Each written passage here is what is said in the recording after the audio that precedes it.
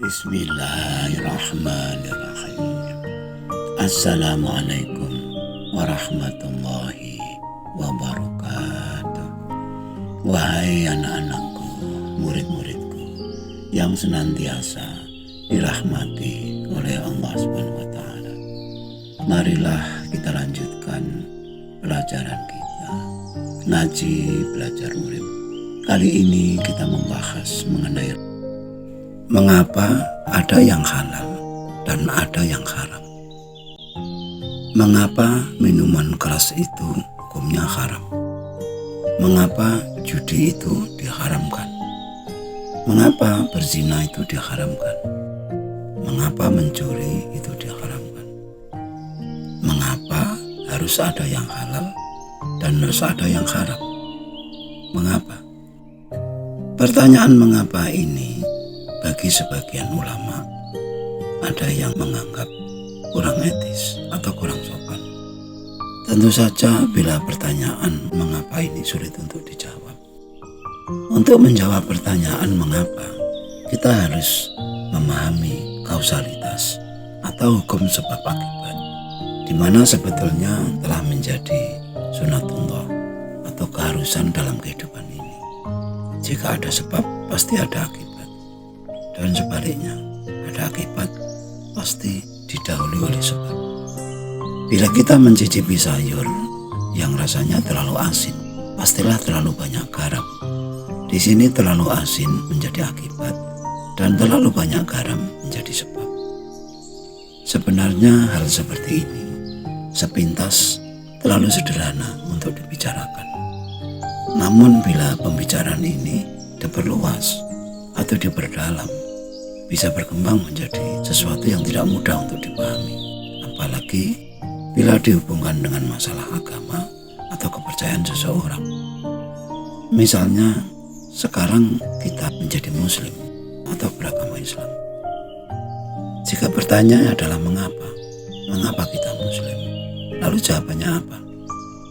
Jika muslim sebagai akibat, pasti ada sebabnya. Bila jawaban kita adalah karena orang tua kita muslim, itu berarti orang tua muslim menyebabkan anak menjadi muslim. Dengan kata lain, muslim kita karena faktor warisan atau faktor turunan. Sadarkah kita apakah artinya itu? Apakah konsekuensinya? Bisakah atau bolehkah kita bangga terhadap sesuatu yang bukan prestasi kita?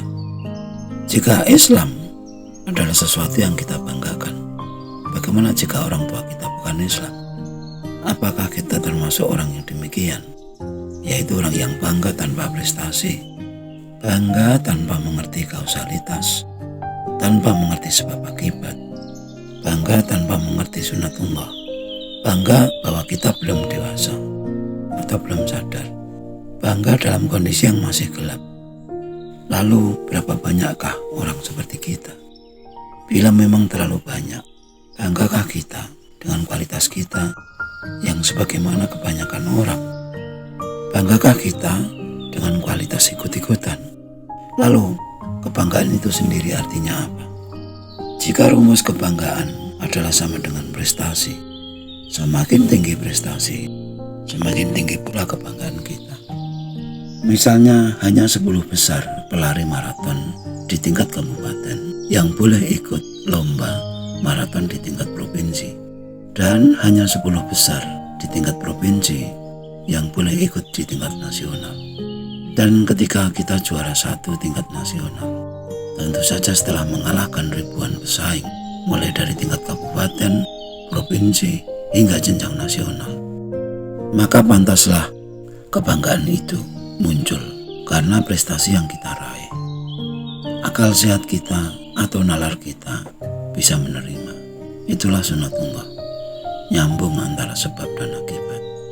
Sejauh mana kita memahami sunatullah atau rasionalitas sangat menentukan kebenaran yang harus kita mengerti.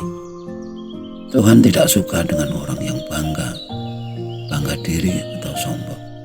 Tuhan juga tidak suka dengan orang yang tidak punya prestasi. Tuhan suka pada orang yang berprestasi namun tetap rendah hati. Idealnya adalah orang yang berprestasi setinggi-tingginya, namun tetap sadar, tetap rendah hati, sadar bahwa semuanya atas rahmat pertolongan Tuhan. Karena hidup, kita dapat berprestasi, sedangkan hidup tentu saja atas kehendak Tuhan.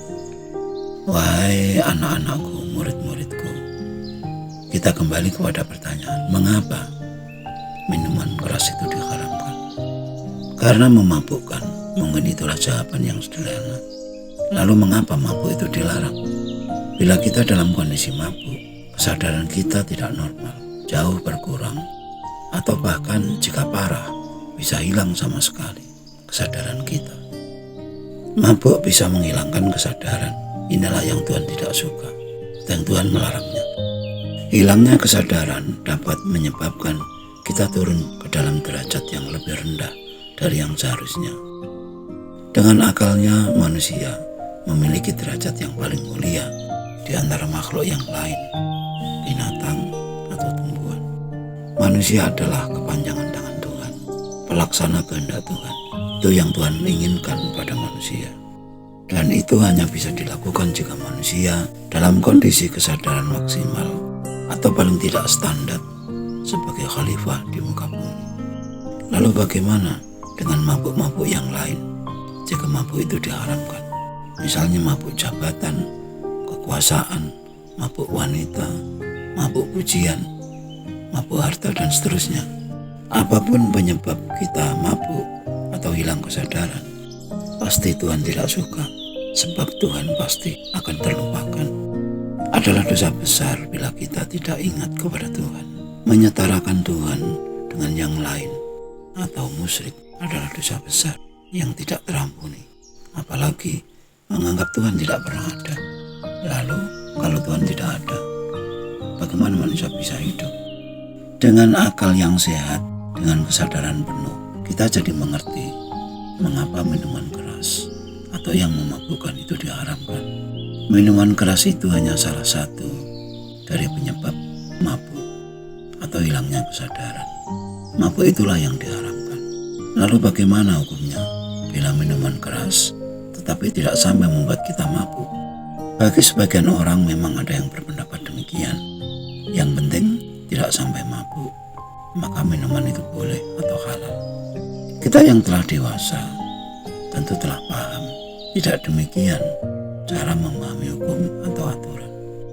Hal ini tidak ubahnya kalau dikatakan boleh mencuri asal tidak ketahuan atau tidak tertangkap, boleh korupsi asal tidak banyak atau tidak tertangkap, boleh berzina yang penting suka sama suka. Tentunya hukum rasional tidaklah seperti itu. Bukankah suatu hukum bersifat antisipatif atau mencegah? Bukankah adanya hukum demi kebaikan manusia sendiri? Bukankah pelanggaran-pelanggaran terhadap hukum itu menciptakan kekacauan atau kerusakan? Bisakah kita bayangkan jika tidak ada larangan membunuh, mencuri, berzina, merebut istri orang, dan seterusnya? Bagaimanakah kehidupan ini akan berjalan? Seiring berjalannya waktu di mana kebudayaan peradaban manusia semakin maju, semakin berkembang, akhirnya perintah dan larangan dibutuhkan. Yang halal dan yang haram, yang wajib, sunnah, mubah, makruh, perlu dibagi-bagi, digolong-golongkan. Tentu saja semua itu demi kebaikan atau kemaslahatan manusia itu sendiri. Sekali lagi, disinilah kedewasaan kita ditantang, diuji. Seberapa nalar atau seberapa rasional? Benarkah akal anugerah Tuhan yang luar biasa? Bukankah agama dihadirkan untuk memenuhi kebutuhan mereka yang mau dan mampu berpikir atau yang telah dewasa? Masihkah kita perlu menanyakan mengapa ada yang halal dan ada yang haram? Sekian dulu wajangan yang mohon maaf atas segala kekurangan. Semoga selalu bermanfaat dan marilah berdoa bersama. Ya Allah, mudahkanlah jalan pengabdian kami kepadamu. Amin, amin, amin. Ya Rabbal Alamin. Wassalamualaikum.